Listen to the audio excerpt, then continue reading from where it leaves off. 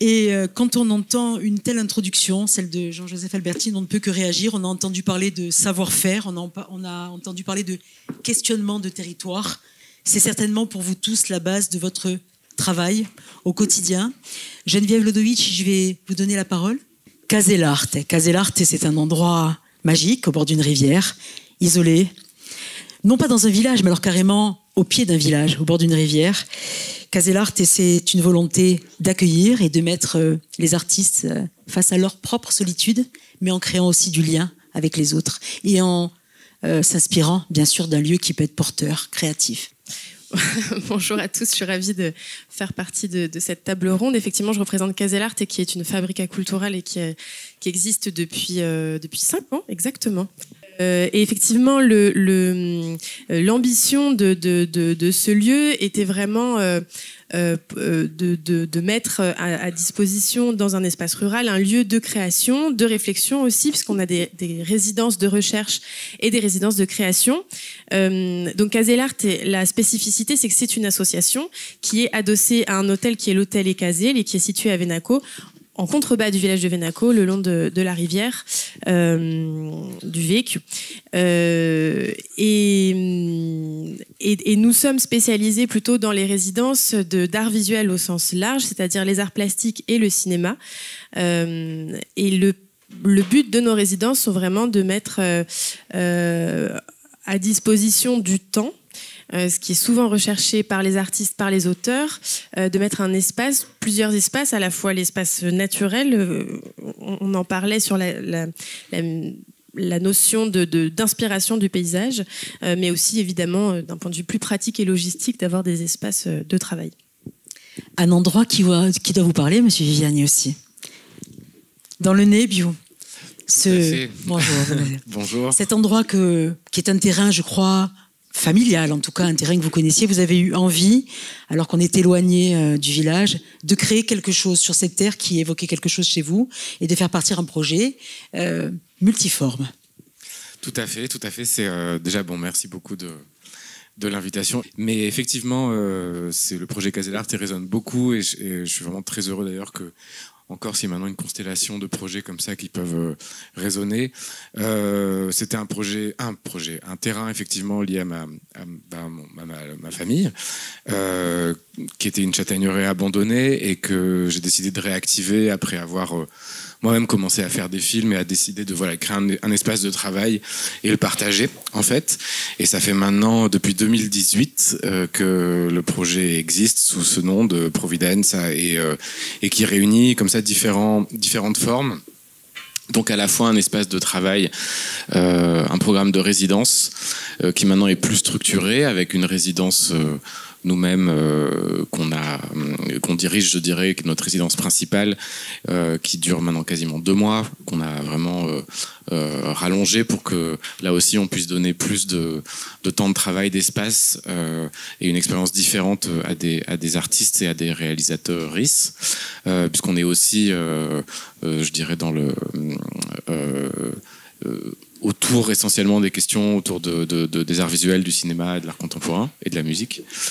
Et puis aussi d'autres programmes que l'on crée avec des partenaires un peu partout en Europe. C'est cette idée aussi que la ruralité, c'est un miroir, c'est des différents territoires qui peuvent résonner ensemble et apprendre de leur propre spécificité rurale. Donc on est très heureux d'avoir aujourd'hui un programme avec un lieu en Sardaigne qui s'appelle Archipelago, qui s'appelle Keremus, un lieu aussi à Syros qui s'appelle Archipelago, avec une fondation en Suisse qui s'appelle la Fondation Taurus, avec plusieurs aussi d'autres partenaires là maintenant qui ramènent des publics d'autres territoires. Donc je suis très heureux là cette année d'annoncer on a créé un programme avec Columbia, l'université Columbia, donc le Institute for Ideas and Imagination, qui ramène des artistes du monde entier, donc qui vont venir travailler, parce qu'à chaque fois nous c'est des résidences sur mesure. Donc c'est-à-dire que les gens viennent écrire, mais aussi filmer, enregistrer, faire de la musique, etc. Donc ils vont travailler dans le territoire. Et même vivre d'ailleurs. Vous le disiez, il est important d'être bien dans un lieu.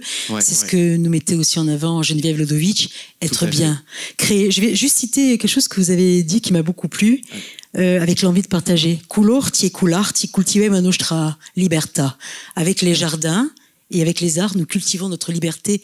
Parce que dans cet endroit-là, vous avez eu envie aussi de développer des savoir-faire. On retourne à la terre avec des potagers.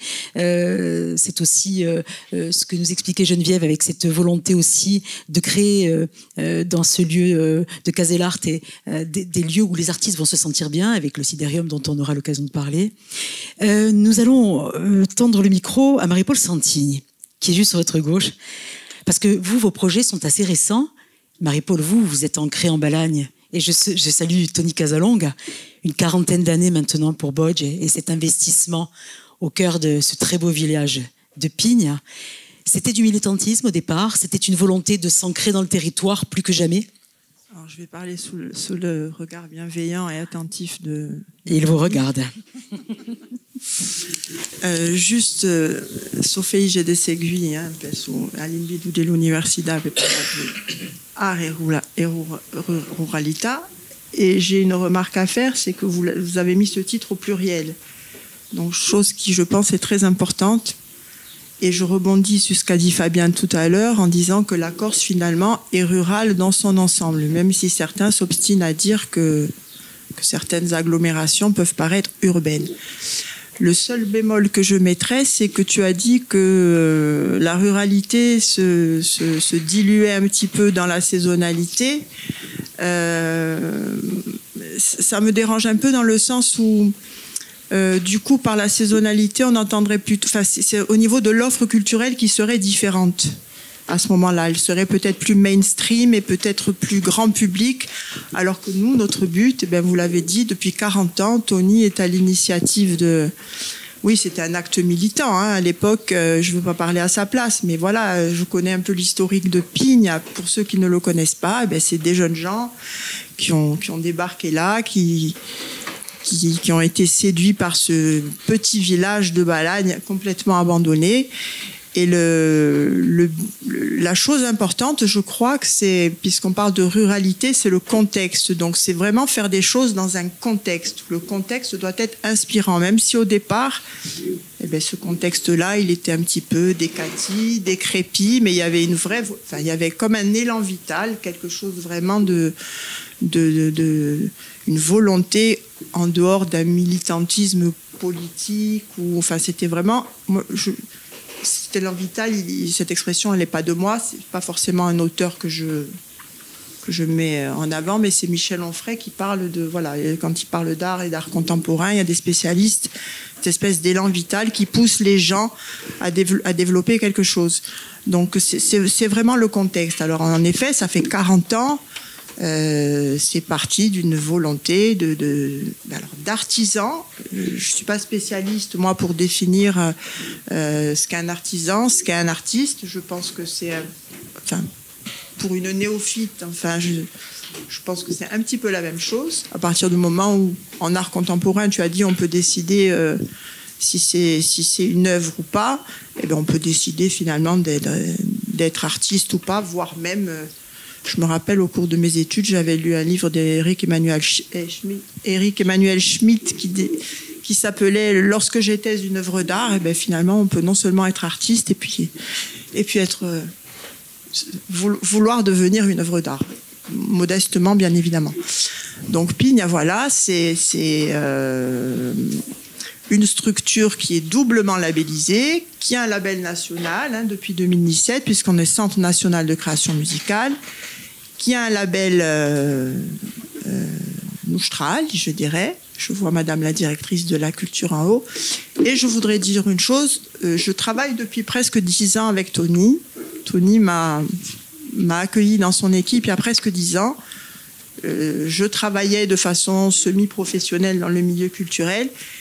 Mais j'ai franchement vu une évolution. Je ne suis pas là pour cirer les pompes de qui que ce soit, mais en tous les cas, il y avait le constat que je faisais, c'était que je travaillais beaucoup dans le milieu associatif. Donc le tissu associatif, il est dense en Corse, vraiment. La culture était vraiment portée par les associations. Parce que quand je suis arrivée vraiment pour me professionnaliser, le constat que j'ai fait, c'est qu'il n'y avait pas de politique culturelle, vraiment de volonté de politique culturelle sur le territoire. ça a changé depuis.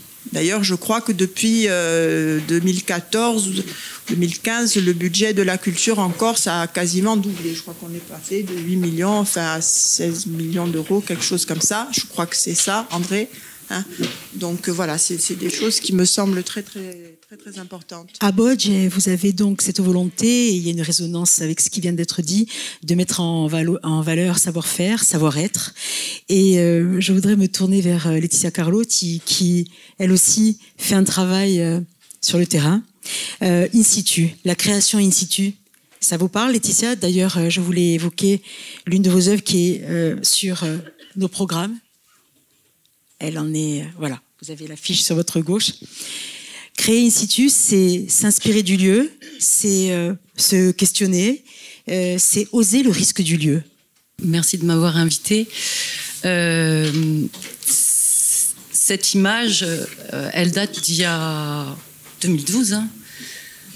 Ça fait un petit moment maintenant. Et en fait, elle inaugurait à peine l'association, le lancement de l'association Artera, qui se construit sur une problématique que j'ai portée personnellement, qui était de réfléchir à qu'est-ce que c'est qu'un art en tant que production culturelle qui essaierait de se reconnecter au sol, à la terre. Et du coup, bon, il y a beaucoup de trajets qui ont été faits. En tout cas, je suis très contente que ce soit nos deux images avec ce jeu de noir et blanc, de couleurs, et l'image de Madame Battini qui soit là comme ça en résonance avec la mienne, parce que je pense que ce qu'on voit un peu dans les deux, c'est cette espèce de polarité, mais de menace de l'époque dans laquelle on vit. Et je pense que pour revenir un peu sur les myriades de couleurs qui constituent cette œuvre, qui n'était qu'un centre focal qui demandait à être ouvert sur le paysage, ça me fait penser à l'œuvre le travail de Lanclut, qui parlait de notre territoire comme une mosaïque. Et là, on voit bien qu'il y a, oui, plusieurs ruralités, comme vous le disiez, et que chacun a son rôle dans cette... depuis ces lieux, à faire valoir les liens qui vont nous permettre de faire face à ce qui nous arrive. Je veux dire, aussi bien dans la démarche de Fabrica Design qui essaye de trouver des solutions pour réactiver des savoir-faire sans tourner le dos à la société technologique dans laquelle on est, et s'essayer de composer avec. En fait, chacun a son travail à faire. Nous, maintenant, après avoir voyagé un peu dans toute la Corse, on a trouvé refuge et ancrage dans un lieu qui est Moltifao, en fait une micro-région que j'aimerais bien imaginer comme une bio-région, parce que aussi tous ces lieux ont des qualités, des problématiques un peu différentes. Et nous, on essaye de travailler sur ça en faisant aussi des liens avec d'autres lieux pour échanger des idées. Des cheminements pédagogiques. Voilà, c'est ça. Et essayer de mettre au point des méthodes, parce que le travail est à l'Université de Corse aussi et surtout, c'est un travail à faire avec l'éducation. C'est-à-dire, on est passé d'un monde qui était un peu une logique de projet, où on savait dans quelle direction on allait, à un monde d'incertitude, où d'un coup, les questions qu'on doit se poser, c'est aussi avec un espèce de trouble sur qu'est-ce qu'on fait, comment on le fait. Pas uniquement d'où on parle et qui on est, mais ce camp, et un camp beaucoup plus large, c'est-à-dire notre sol, il a un passé, il résulte de dynamiques géologiques, et il y a tous ces cycles qui sont réinterrogés maintenant dans les problèmes climatiques qu'on va rencontrer, les problèmes de violence, de climat, qui doivent nous ramener à nous questionner sur quelle production, comment l'art, avec son statut un peu d'exception, peut amener à et depuis ces localités très différentes, et les acteurs qui sont dans ces localités qu'il faut mobiliser, et les générations qui viennent et qui doivent aussi rencontrer sensiblement ces programmes-là. Voilà, comment faire exister d'autres possibles, quoi. Une réflexion sur le territoire. Ariane Bréois, bonjour. Vous êtes donc chargée de mission à l'École des Arts et Découvertes de Paris. Stratégie nationale pour placer le rural finalement aux avant-postes des grands enjeux de demain. Ça vous parle, cette réflexion ? Exactement. Alors, bonjour à tous et merci pour l'invitation. C'est évidemment un peu singulier de parler depuis une institution qui est une institution nationale, puisque voilà, vous êtes tous sur des territoires très ancrés et qu'un des enjeux justement de cette institution, c'est de reterritorialiser les choses. Et pour des raisons voilà, qu'on vient ensemble d'évoquer et qui repose aussi sur l'histoire de cette école très singulière.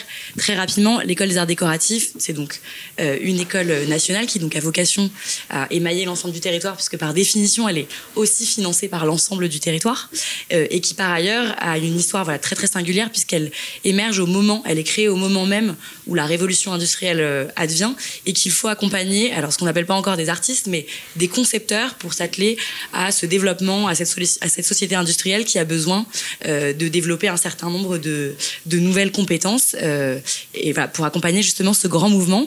Ces compétences-là, aujourd'hui, elles ont connu voilà, une histoire très singulière qui l'ont conduit jusqu'à être aujourd'hui une école d'art et de design, mais par ailleurs, elles ont accompagné véritablement ce mouvement dont on sait aujourd'hui effectivement qu'il a généré la société de crise dans laquelle on vit et dans laquelle on est en train de se poser toutes ces questions-là.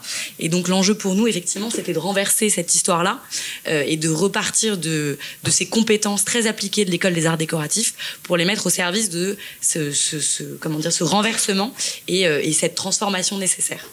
Et pour nous, la question effectivement du territoire, elle est essentielle. C'est-à-dire que quand on parle de pédagogie depuis une école parisienne sur des enjeux aussi importants dont on sait qu'ils sont essentiellement centrés autour de la question de la ressource et de cette grande question de finalement la terre dont on vit et la terre sur laquelle on vit. Donc il y a vraiment un enjeu à repartir de l'origine de tout ça. Et c'est pour ça que dans la manière dont on essaye de faire évoluer la pédagogie de cette école, c'est vraiment de reterritorialiser les choses. Et c'est comme ça qu'on a fondé une première expérimentation il y a 3 ans à peu près. Puisque voilà, on connaît aujourd'hui la 3e promotion de cette expérimentation qui s'appelle Design des mondes ruraux, qu'on a implantée dans une petite sous-préfecture de Dordogne, dans le Périgord vert, avec l'idée de repenser à la fois ce que peut être une école de terrain, c'est un phénomène qui réémerge mais qui pose plein de questions, et puis repenser aussi le format de la résidence, avec cette idée que finalement si au-delà évidemment que le territoire constitue une ressource pour l'artiste, il y a aussi l'idée que l'artiste peut constituer une vraie ressource pour le territoire, et que pour ça il faut quelque part qu'il devienne habitant de ce territoire, qu'il en comprenne tous les enjeux, et ça passe évidemment par une forme vraiment d'immersion longue. Plus d'1 an d'ailleurs. Plus d'1 an, voilà. Donc l'idée pour nous, c'est que chaque année, on recrute un collectif de jeunes praticiens de plus en plus diversifiés, puisqu'au départ on partait vraiment avec les compétences de l'école, c'est-à-dire vraiment les compétences de toutes les formes de design, et petit à petit, plus on avance, plus on attire des profils qui viennent alors essentiellement des champs de la conception. On a beaucoup d'architectes, de paysagistes, d'urbanistes, mais on a aussi de plus en plus des professions et des qualifications en dehors du champ de la culture, et c'est là aussi où sans doute il y a un renversement un peu intéressant, c'est qu'on attire aussi des gens qui viennent plutôt des sciences sociales, des sciences de l'ingénierie, de l'agroécologie. En fait, toutes ces pratiques qui en ce moment au sein de l'enseignement supérieur sont un peu en crise. Voilà, il y a cet événement évidemment dont vous avez tous entendu parler, avec ce phénomène des bifurqueurs et notamment ce grand appel des jeunes diplômés d'AgroParisTech. Bon, c'est des choses qu'on traverse dans nos écoles profondément et dont on estime qu'en tant qu'école nationale on a vraiment à se soucier, et que pour ça il ne s'agit pas tant de revoir les pratiques qu'on enseigne dans nos écoles, mais vraiment de les réorienter vers non seulement des terrains d'application, et vraiment des requalifications complètes de champs d'application de ces pratiques. Et donc l'enjeu pour nous, c'est vraiment ça, c'est de constituer ces jeunes collectifs pour éviter, c'est aussi important, c'est pour ça qu'on met une limite d'âge dans l'appel à candidature, on évite les effets de reconversion. Il y a vraiment cette idée qu'il faut juste requalifier les endroits de ces pratiques. Et donc on a chaque année une promo d'une petite dizaine de jeunes praticiens qui se dédie pendant 1 an complet, entre septembre et juillet de chaque année, à des projets de territoire. Donc le territoire en question les accueille, et donc c'est un projet évidemment qu'on construit avec l'ensemble des acteurs du territoire, au premier rang desquels évidemment les collectivités, puisqu'on a besoin d'elles pour avancer sur ces grands sujets, mais aussi évidemment tout le tissu associatif, toutes les structures parapubliques. On travaille beaucoup avec l'enseignement, on travaille beaucoup aussi avec le secteur de la santé, avec le secteur de l'agriculture. Voilà, tous ces enjeux que traversent ces territoires, l'idée c'est de voir comment est-ce que ça peut être non seulement des super terrains d'application pour requalifier ces pratiques, mais aussi profondément sans doute des terrains d'expérimentation pour tenter des nouvelles approches. Et donc on s'intéresse à chaque année 3 grandes thématiques que peuvent être par exemple la question du schéma alimentaire, la gouvernance de l'eau, la mobilité, tous ces grands sujets en fait qui traversent tous nos territoires et tous nos territoires ruraux, et donc de mettre vraiment à disposition du territoire ces compétences-là pour que dans un effet vraiment de réciprocité, non seulement ces jeunes praticiens puissent connaître un vrai terrain d'expérimentation, et puis que par ailleurs ils puissent accompagner ces territoires dans de nouvelles pratiques, et qui sont en fait des pratiques très politiques, puisque l'enjeu vraiment c'est de pas trop définir les sujets, et au contraire de laisser tout un champ d'application qui va de l'endroit de la problématisation, et donc de comment est-ce qu'on réinclut aussi l'ensemble des structures d'un territoire et de l'ensemble de la société civile dans l'émergence de ces sujets, dans la manière dont ils posent question, dont ils créent des opportunités, ou au contraire des endroits de fracture, et à partir de ça vraiment de générer des projets très très concrets. S'immerger pour innover, ça doit vous parler. Justement, s'immerger quand on a des racines insulaires. Je me tourne vers vous, mademoiselle José Batigne. D'ailleurs, j'en profite aussi pour montrer votre œuvre qui est derrière nous, puisque c'est la deuxième œuvre de cette affiche, et qu'on va pouvoir voir aussi votre travail tout à l'heure à 16h au FRAC. Est-ce que c'est idéaliser le lieu où on a fait racine, ou est-ce que c'est justement aussi quelquefois savoir s'en détacher aussi pour créer? Il ne faut pas idéaliser, c'est ce que vous dites. Ah non, surtout pas idéaliser. Je pense que au-delà des structures, personnellement, dans ma démarche, moi, déjà, je ne considère pas que je suis photographe à proprement dit, proprement parler.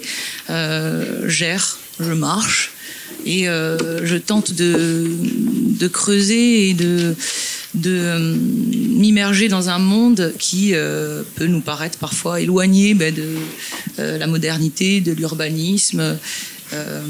Et donc, comme disaient mes collègues, il y a plusieurs ruralités. Il y a des ruralités qui sont différentes selon les régions, les pays, etc. Mais au sein même de la ruralité qui est insulaire, il y a aussi plusieurs ruralités. Il y a aussi de la ruralité aussi dans l'urbanisme. Ça, on a tendance c'est vrai, à cloisonner ces deux mondes-là, alors qu'en réalité, on peut trouver des choses si on regarde bien, si on marche, si on observe ce qu'il y a autour de nous. On a ces traces dans le monde urbain, et c'est ça qui m'intéresse, c'est la trace, aussi bien en ville que le plus souvent c'est dans les campagnes ou en montagne. Je marche énormément, je marche beaucoup. Et c'est un monde qui, au-delà de l'image, l'image, on va dire, folklorique du monde rural, qui est chargé en symbolique, en tradition, mais au sens peut-être plus sacré, qui est lié à des rituels où le temps et l'espace en fait sont peut-être différents de ce que l'on connaît lorsqu'on est un citadin. Et ce qui m'intéresse, c'est d'aller creuser ces choses-là et d'élaborer un rapport intime, vraiment très profond, très personnel et mental de cette représentation-là, en fait, de cet espace-là qui est d'une grande richesse, qui nous apporte quelque chose déjà au niveau individuel, mais aussi commun, parce que c'est un territoire commun. On est dans un territoire quand même où la solidarité, les liens entre les gens sont très forts. C'est presque culturel, je dirais, aussi bien dans la famille, cellule familiale, que les rapports entre les amis. Il y a une solidarité, loin d'idéaliser la culture, attention, mais on a ce rapport quand même singulier entre les gens et à la terre, à la saisonnalité aussi, et comme pour rebondir sur ce que disait Laetitia, ce retour à la terre paraît assez fondamental, surtout dans cette temporalité où les choses changent, l'environnement, on sait que on sait que le climat est en train d'être, est complètement bouleversé. Revenir à la terre, c'est revenir à soi d'une certaine façon, peut-être dans une simplicité oubliée. Le temps, la chronologie, toutes ces choses-là qui font partie de notre vie de citadin, toutes ces choses-là sont différentes peut-être en campagne. Le rapport à l'animal, le rapport au paysage, le rapport aux courbes aussi du paysage, tous ces rapports-là sont très importants pour moi. Pour moi, la terre, les courbes justement de ce paysage, tous ces espaces-là nous ramènent aussi à notre propre corps, à notre propre déplacement en fait dans ces espaces. Et au-delà des projets qu'on peut élaborer, j'encourage tous ceux qui sont autour de moi, aussi bien artistes que non artistes, à créer un lien. Comme disait simplement Laetitia, à créer ce lien, à retrouver ce rapport intime en fait avec l'espace rural, la campagne, à l'expérience en fait, qui prime peut-être dans cet esprit, de récupération d'un monde soi-disant oublié. C'est peut-être ce qui permettra peut-être de sauver un petit peu. C'est peut-être un peu naïf de dire ça, mais de récupérer quelque chose qui semble perdu, en tout cas dilué avec la modernité, la technologie, etc. Retrouver l'expérience et l'intimité avec le paysage.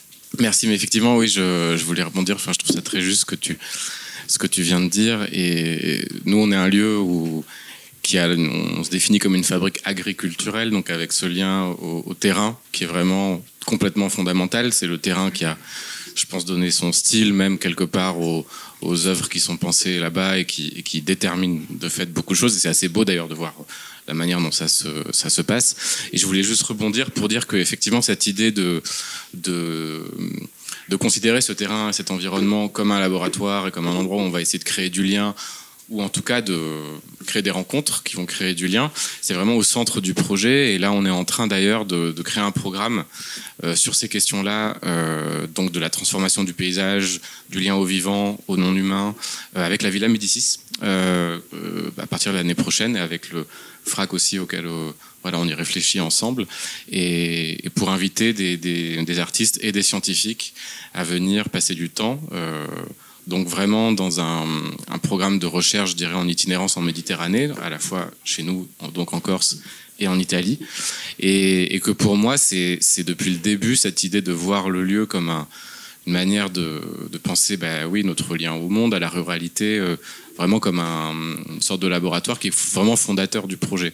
Et voilà, je voulais juste du coup rebondir là-dessus et parler de ce programme qui est très excitant pour nous.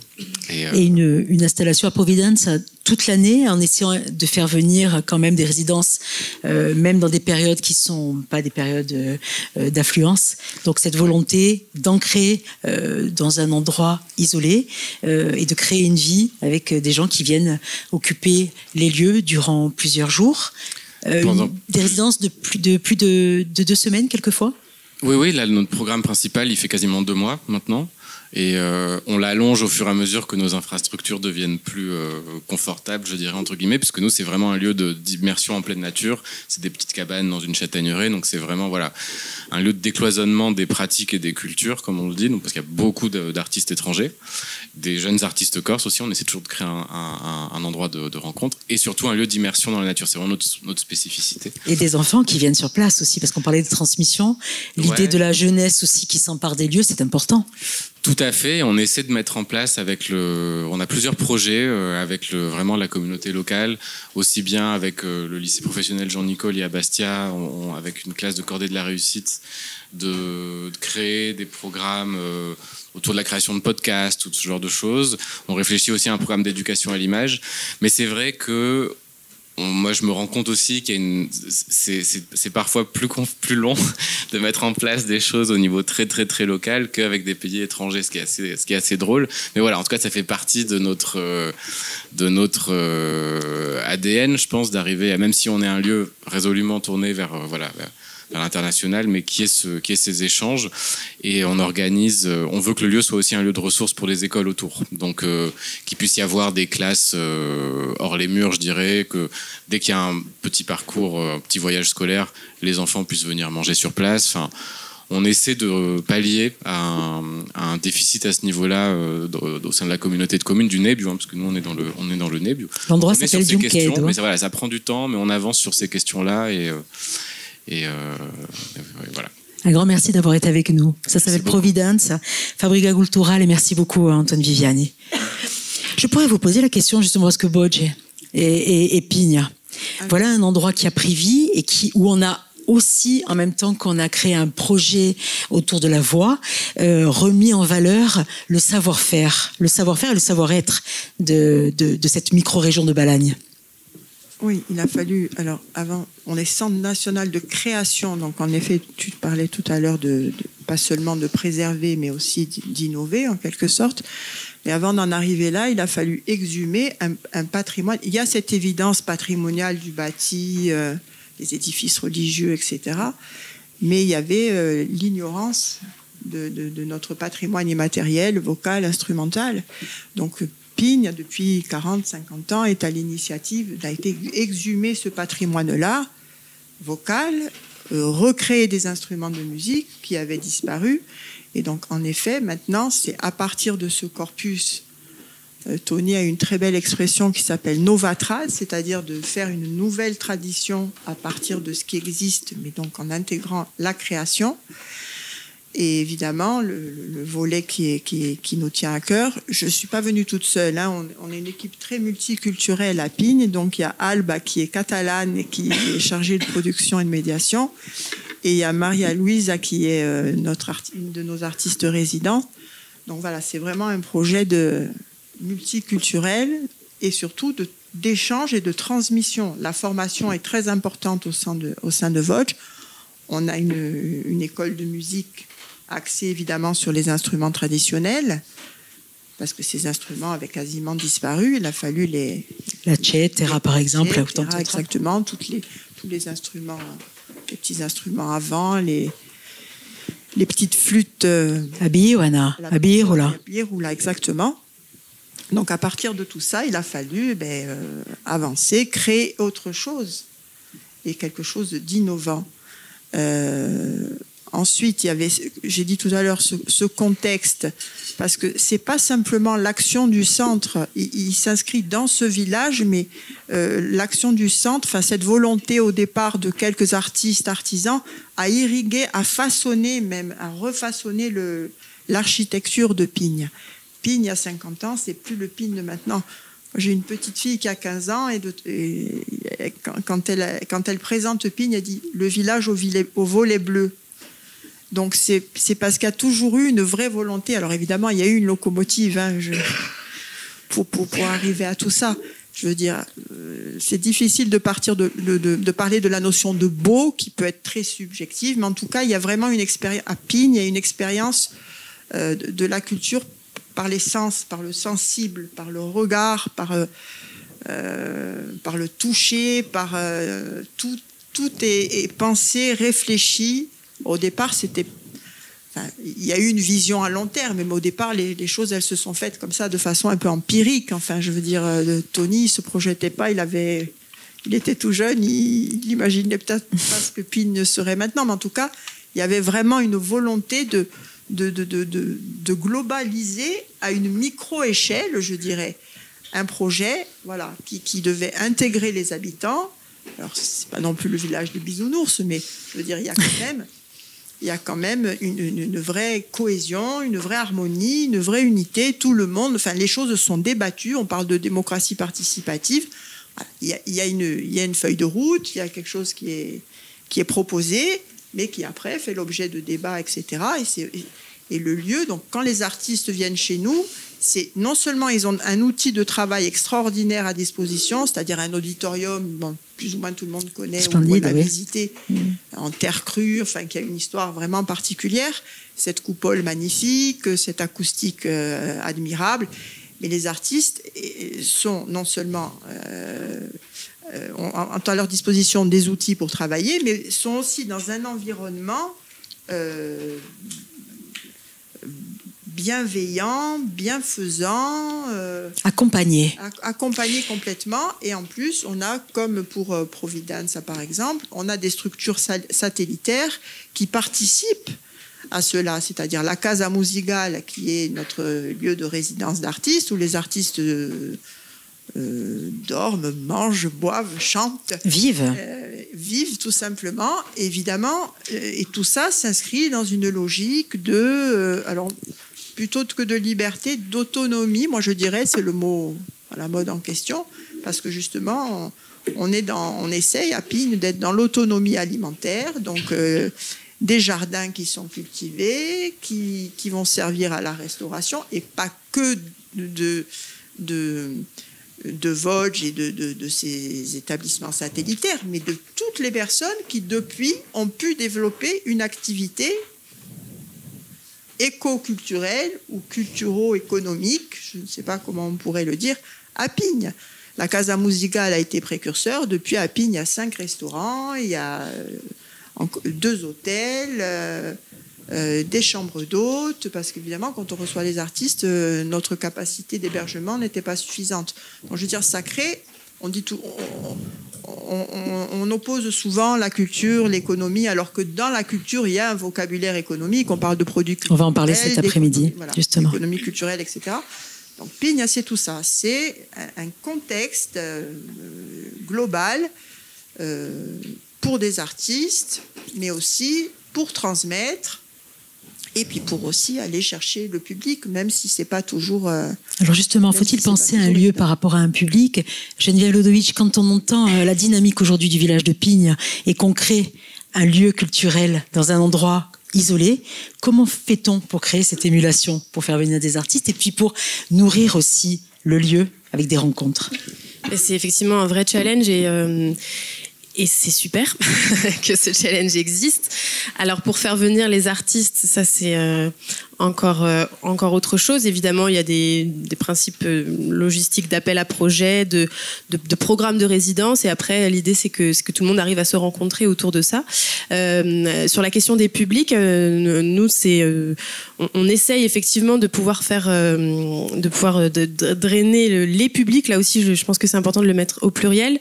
De notre côté, à Caselart, on a nos activités à Venaco et nos activités hors les murs. Et dans les 2 cas, on a une manière de fonctionner sur la question des publics qui est d'essayer le plus possible d'associer ce qu'on fait avec des personnes extérieures qui seraient curieuses, intéressées.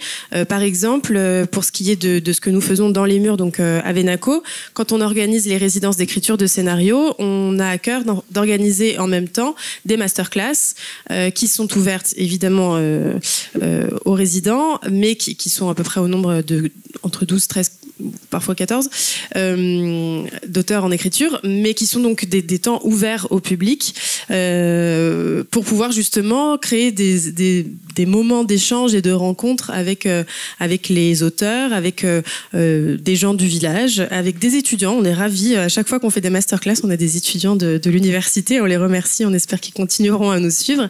Des personnes curieuses, parce que dans notre manière de communiquer, comme tout le monde, je pense, aujourd'hui, on communique via les réseaux sociaux, via une newsletter, on essaie d'en parler, on fait des petites affiches, des choses comme ça. C'est aussi une manière d'arriver à drainer des publics. Et puis pour les activités qu'on peut faire à l'extérieur, on essaie de mener des ateliers et de faire participer des publics dans ce qu'on propose. Et dans ce cas-là, par exemple, on travaille depuis 2 ans maintenant avec la protection judiciaire de la jeunesse, avec l'antenne de Bastia, la PJJ, qui est un partenaire formidable puisqu'ils sont très intéressés par nos propositions. Et nous, on a vraiment à cœur aussi de travailler avec ces publics-là et on les associe. Par exemple, on a travaillé avec eux sur un nouveau programme de résidence qu'on a mis en place il y a 2 ans, qui s'appelle la résidence territoire, qui est assez proche de la Fabrica Design, où là le principe est vraiment de pouvoir accompagner la création via le public du territoire, c'est-à-dire que le projet qui est accompagné, qui est un projet soit d'écriture, soit d'art, soit de recherche, recherche, on a ouvert cette année au monde de la recherche, nécessite en fait d'être en lien avec le territoire pour se nourrir de ce qui se passe, d'être au plus proche de ce qui se fait. Et donc dans ce cadre-là, on organise des ateliers. L'année dernière, c'était avec la PJJ. Cette année, c'était avec des personnes curieuses et intéressées. Et voilà, donc pour répondre à votre question, effectivement, c'est tout un challenge d'arriver à drainer des nouvelles personnes, parce qu'on le sait aussi, c'est quand même parfois compliqué. Le milieu de l'art et de la culture, on se rencontre tous, on se connaît tous, et l'idée, c'est pas de faire de l'entre-soi. Je pense que là-dessus, on est tous d'accord, et il y a vraiment une nécessité à ouvrir le plus possible à des nouvelles personnes qui s'y intéressent. Et donc voilà, nous, on essaye, on continue. Et ça n'empêche pas de faire venir, par exemple, Laetitia Carlotti, vous l'avez invitée, ou encore, je crois, Monsieur Bruno, qui était passé par là. Hein. Je crois que c'est lui qui a fait justement le Sidérium. Et c'est l'intérêt de rencontrer des gens localement qui font des choses de grande qualité, de donner de la valeur et d'ouvrir, bien sûr, à d'autres rencontres. Oui, tout à fait. Effectivement, à Caselart, on essaye vraiment d'ouvrir, comme le disait Antoine tout à l'heure, c'est-à-dire effectivement à l'international, mais aussi effectivement de tisser des partenariats au niveau local, de travailler avec les artistes du territoire, ce qui est très important. On a ici Laetitia Carlotti, David Raffini aussi était en résidence chez nous l'année dernière. Et donc, effectivement, pour cette structure qui est l'Occidérium, on a travaillé effectivement avec les Charpentiers de la Corse, avec donc Sébastien Bruno, et avec Paolitech aussi, avec le Fab Lab, enfin voilà, on a vraiment tissé de la collaboration. Toujours. Toujours, ouais, bien sûr. Laetitia, des rencontres aussi. Donc, vous êtes passée par Caselart, et puis aujourd'hui, vous faites votre chemin, justement, le cheminement. On parlait de Multifao tout à l'heure.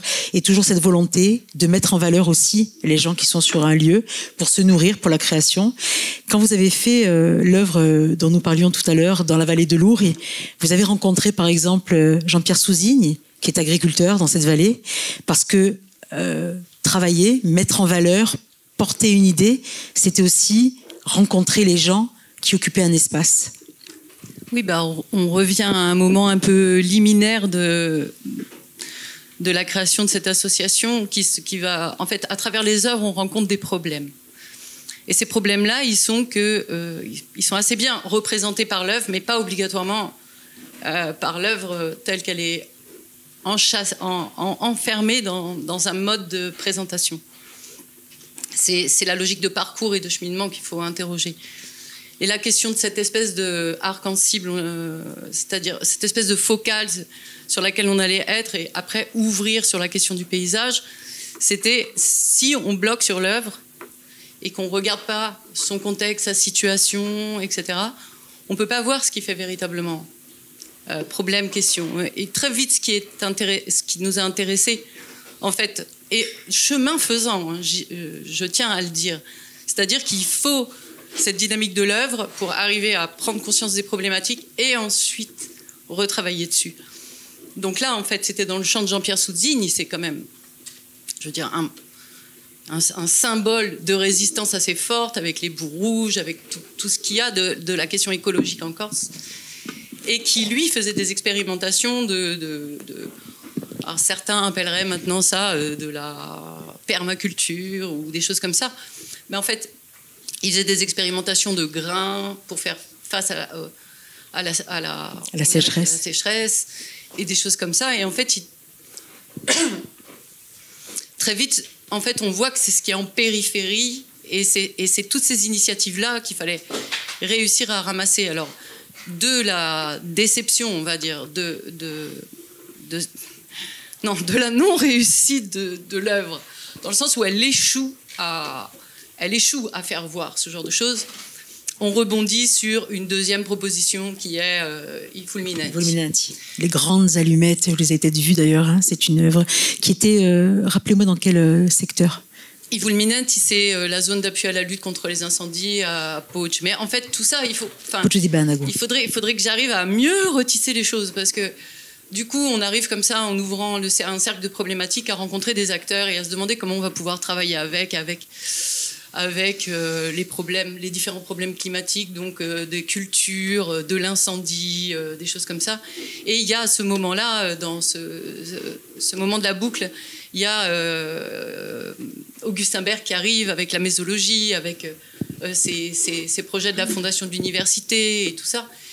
Et des partenariats avec Élodie Pinet à ce moment-là, les élèves, etc., pour venir sur les lieux et se poser la question, mais comment on fait paysage en fait? Et qu'est-ce que c'est que ces histoires de paysager?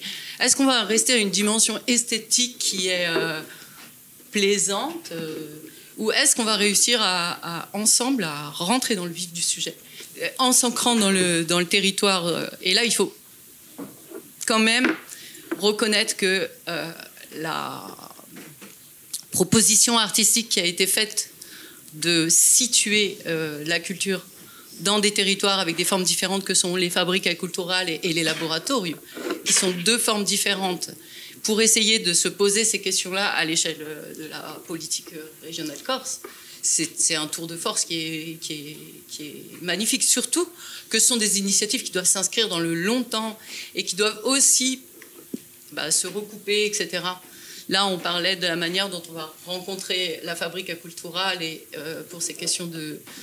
sur ces questions de paysage en proposant une œuvre qui s'appelait Aliens à chemin faisant, c'est-à-dire une manière de circuler vers cette question de nos paysages et de la pierre sèche, parce que c'est ce qu'il y a à l'œuvre, ce qu'il y a à la fabrica culturale. C'est une œuvre à la fois technique et symbolique qui dit on a nos paysages qui sont structurés avec ces édifices en pierre sèche.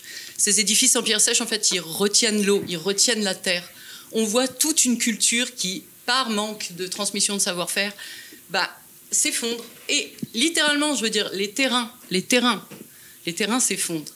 Et il y a des initiatives qui sont très bien, qui ont été faites avec le pays de Balagne pour essayer de mettre en place ces formations, etc. Mais là, nous, sur le terrain de Multiforme, on se dit, OK, comment, en embrayant avec un système de réseau, avec les fabriques, etc., on peut commencer à passer à ce que l'art s'empare de ces questions du vivre ensemble. Voilà. Pour réactiver des gestes qui se sont interrompus. Il n'y a pas de comment dire, de binarité, mais l'enjeu il est là, il est d'arriver à refaire le lien nature, culture, des alliances parmi d'autres manières de faire. Et on est tous concentrés sur nos projets d'activité, mais en fait c'est chacun à se battre de notre côté. On n'arrive pas obligatoirement à trouver les temps pour arriver. Et c'est là qu'il faut remercier ce type d'initiative où d'un coup, on va se rencontrer entre nous, on va pouvoir peut-être échanger d'un ou deux points stratégiques, rencontrer d'autres acteurs qui viennent d'ailleurs présenter des projets et voilà. Encore son Dionibedra Fagemuro. Est-ce qu'une journée comme celle-là pourrait amorcer une dynamique de réflexion où l'art pourrait être encore plus intégré à notre société aujourd'hui et société rurale? Est-ce qu'il pourrait y avoir une collaboration, peut-être même politique? C'est toujours intéressant de partager et de regrouper comme ça des champs de réflexion personnels, collectifs, etc. pour avoir une vision plurielle de ce qui se fait et de ce qui ne se fait pas aussi. C'est important. Après, au-delà même de l'art, je mettrais plus le terme création en réalité. Parce que l'art, c'est tout et en même temps n'importe quoi. C'est quelque chose de très large, difficile à définir, alors que la création, c'est quelque chose qui n'est pas uniquement propre à l'artiste, qui est aussi propre à celui qui va retourner vers la matière, l'organique, créer du réseau, etc. Ça fait partie de la créativité. Et effectivement, je pense qu'on est tous là pour discuter de tout ça et de toutes ces bannières qu'on peut avoir, de recréer du lien, encore une fois, avec cette ruralité, avec tous les éléments qui la caractérisent, aussi bien dans l'aspect agricole, dans l'aspect conceptuel. C'est quelque chose d'assez riche. Il faut en parler parce que de toute façon c'est au centre aussi de notre société. On a une société qui est dite agro-pastorale et c'est important de garder ce lien avec les pratiques de manière à la fois assez rationnelle, assez technologique, on va dire, et en même temps renouvelée. C'est-à-dire renouveler, absorber quelque chose, en faire autre chose, lui donner une autre forme. Voilà, je pense que c'est quelque chose qui est pluriel, effectivement, qui se doit d'être discuté et d'être regroupé comme ça dans un champ de réflexion. Il nous reste 10 petites minutes. Je voudrais vous donner à chacune l'occasion de vous exprimer sur cette thématique, ces rencontres, aujourd'hui, ces échanges, votre ressenti. Qui veut débuter ? Moi, j'aurais peut-être aimé qu'il y ait des élus parmi nous, parce que c'est quand même important. Moi, je vais parler de la région Balagne, puisque c'est celle que je connais, dans laquelle il y a 2 communautés de communes. Donc, Pignes appartient à la communauté de communes d'Île-aux-Roses-Balagne, 22 communes. Cette communauté-là n'a pas la compétence culture, par exemple.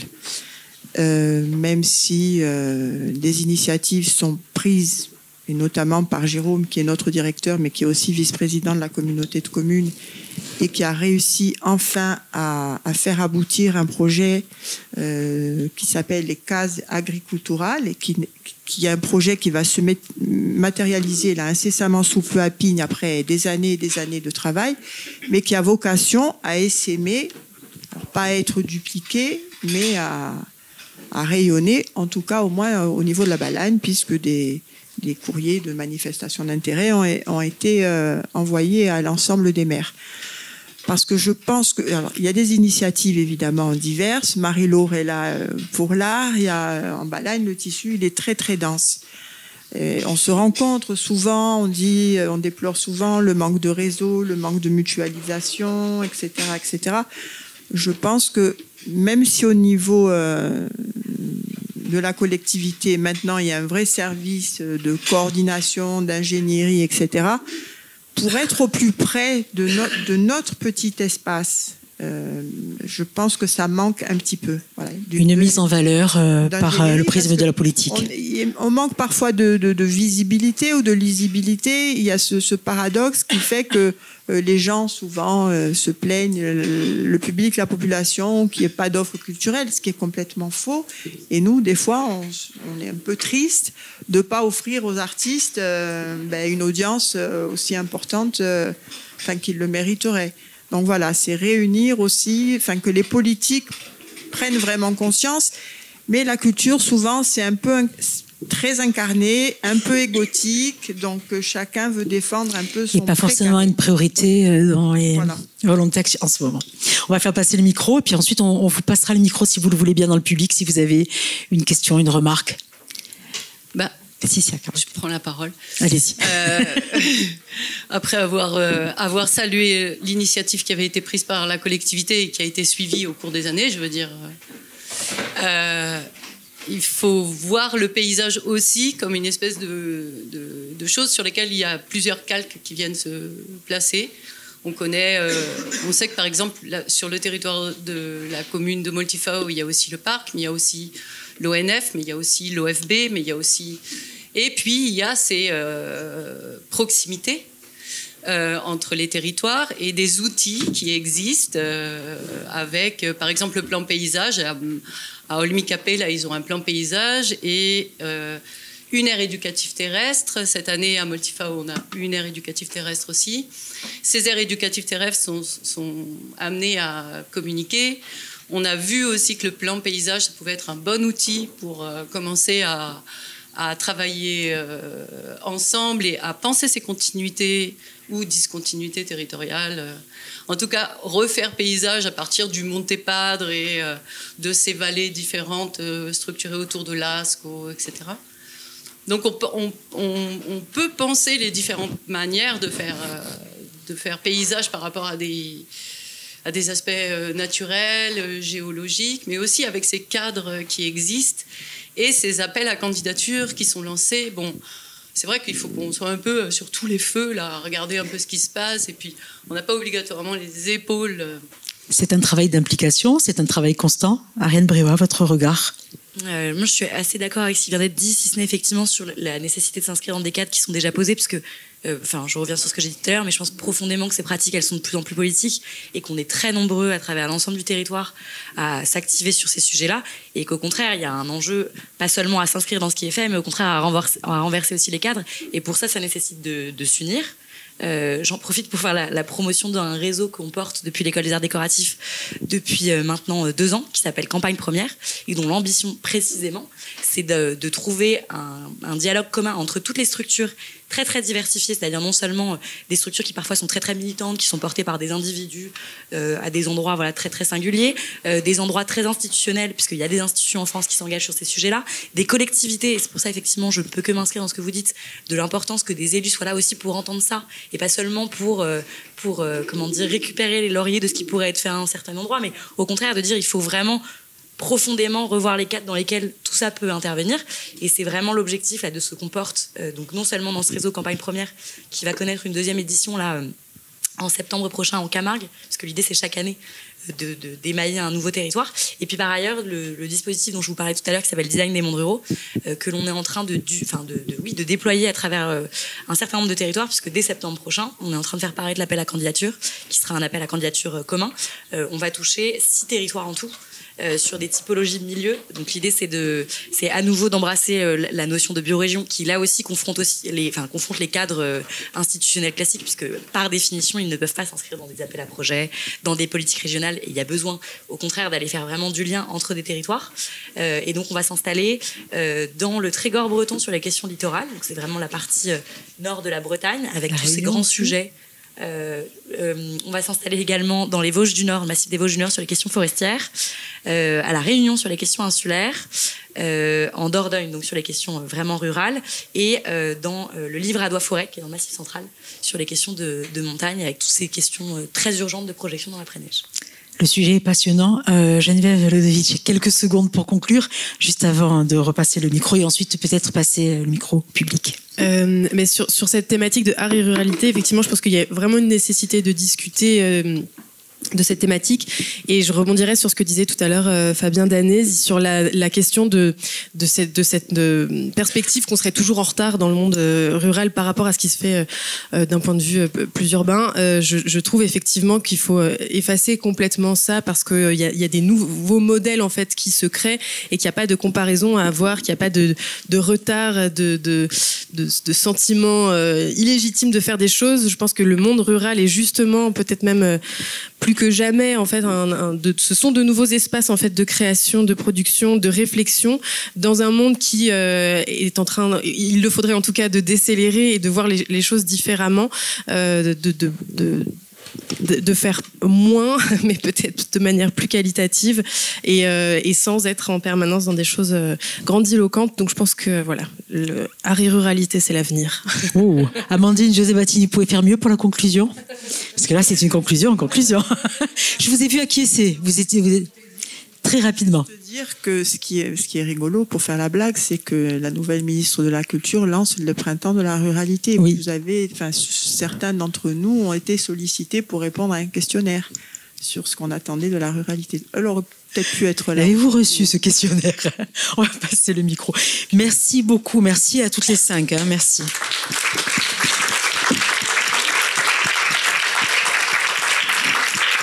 Avez-vous une remarque, une question, une envie de réagir? On vous tend le micro. Francis Marcantei. Évoquer la ruralité et la coupler avec l'art, c'est une nécessité pour la ruralité, et c'est un exercice complémentaire pour l'art qui, dans le milieu qui est le mien, milieu rural, milieu villageois, je pense que ce que l'histoire nous a laissé ne peut, à l'avenir, être enrichi d'un point de vue esthétique, s'entend, d'un point de vue culturel, uniquement par l'art. C'est-à-dire qu'on nous a donné déjà beaucoup, on nous a déjà donné énormément, et que l'art, lorsqu'on le convoque en nos lieux, il a cette capacité assez extraordinaire à les embellir et à les préparer au mieux pour demain. Simplement pour que cette chose intervienne, il y a des nécessités. Une nécessité politique d'abord, puisque notre ruralité, elle est gérée, elle est confiée. Il y a donc des responsables. Et à la chose artistique, voire culturelle, malheureusement, le chemin est encore très long pour faire comprendre et accepter aux responsables de nos communes et de nos divers étages administratifs que la nécessité de la culture et de l'art est de première importance. Le chemin est long, mais nous y sommes, nous sommes dessus et on ne compte pas abandonner. D'autant plus que la réflexion sur ce qu'il convient de faire est une réflexion qui ne s'arrête jamais, qui dure le temps que les hommes durent. Et il y a, de ce point de vue, quelques petites réflexions qui me sont venues au cours des diverses interventions. La première sur la ruralité et la Corse. Je vous donne mon avis, hein, il n'est que le mien.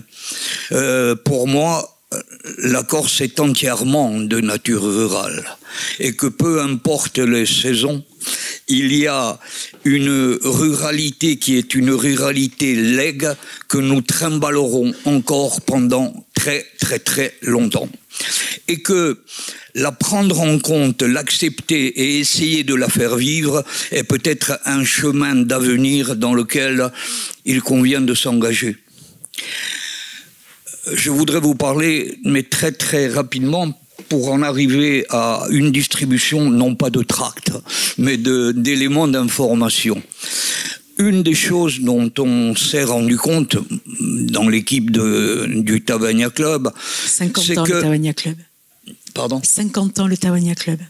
Oui, dans cette équipe-là, c'est que nous intervenions systématiquement dans une réalité que nous pensions connaître, mais que nous connaissions mal.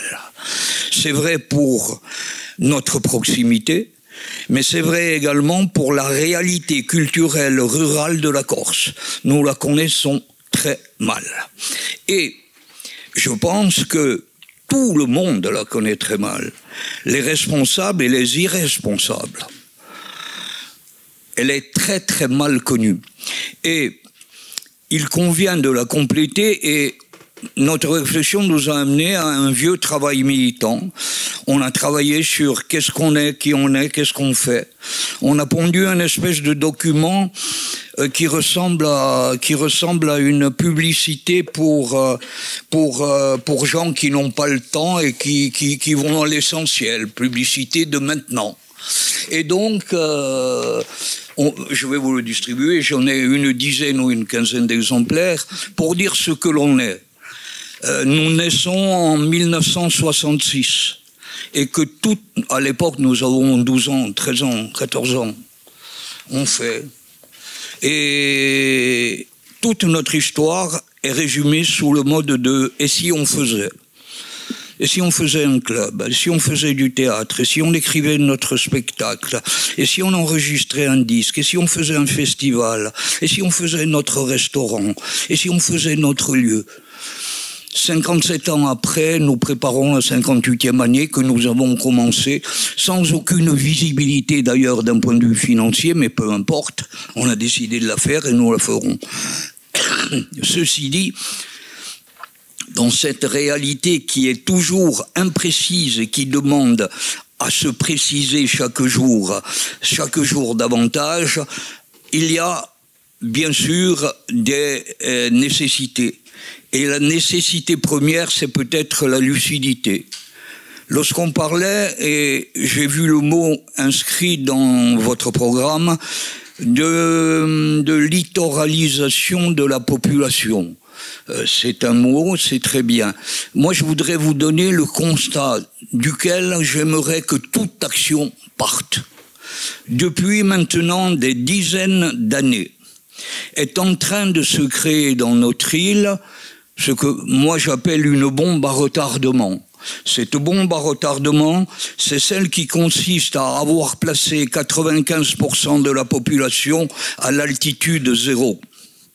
Et de ce constat, qui est un constat de réalité, apparaît quoi? Apparaît un espace littoral très peuplé, avec à l'intérieur un immense espace vide dans lequel n'habite pas seulement la ruralité, elle est accompagnée de beaucoup d'autres phénomènes. Et de cette réalité naît la bombe à retardement, et je n'en voudrais que comme démonstration unique, et je m'arrêterai là, que les propos de Fernand Braudel. La Méditerranée est une région unique dans le monde, qui a besoin, pour exister en tant que telle, de lier d'une manière indéfectible les hommes et la nature. C'est-à-dire que si on laisse les hommes sans la nature ou la nature sans les hommes, l'espace méditerranéen n'existe pas. C'est du moins la conclusion du grand géographe. Je la partage totalement et je voudrais que ce soit à la base de chacune des réflexions, comment est-ce qu'on lutte contre ça ? Parce que ça va nous amener à la catastrophe. Et plus la catastrophe approche, et plus on accélère. Et un des modes d'accélération n'est pas le mode de la prise en compte, mais le mode à l'heure actuelle, malheureusement, vous ne pouvez pas savoir à quel point je le regrette, de l'unique communication. Et que eh bien là, il faut refaire un travail de militant, écrire, faire, distribuer, etc. Non pas pour exister, parce qu'on existe pour soi. Le plaisir est une notion individuelle et il est intimement lié à l'art et à la création. Francis Marcanté, merci pour votre intervention. Une intervention... Vous pouvez le faire. Juste un écho pour vous dire que Martine Bedin, qui est architecte, artiste et enseignante, dit que notre île a tous les moyens de devenir un territoire expérimental où l'on développerait plus d'initiatives encore pour franchir, sans la subir, l'expérience destructrice de la société de consommation. Nous en parlerons certainement dans notre 3e table ronde. En attendant, on se retrouve à 13h pour la 2e. Merci parce que vous avez tenu le chrono, vous avez tous été parfaits. Ringraziavi.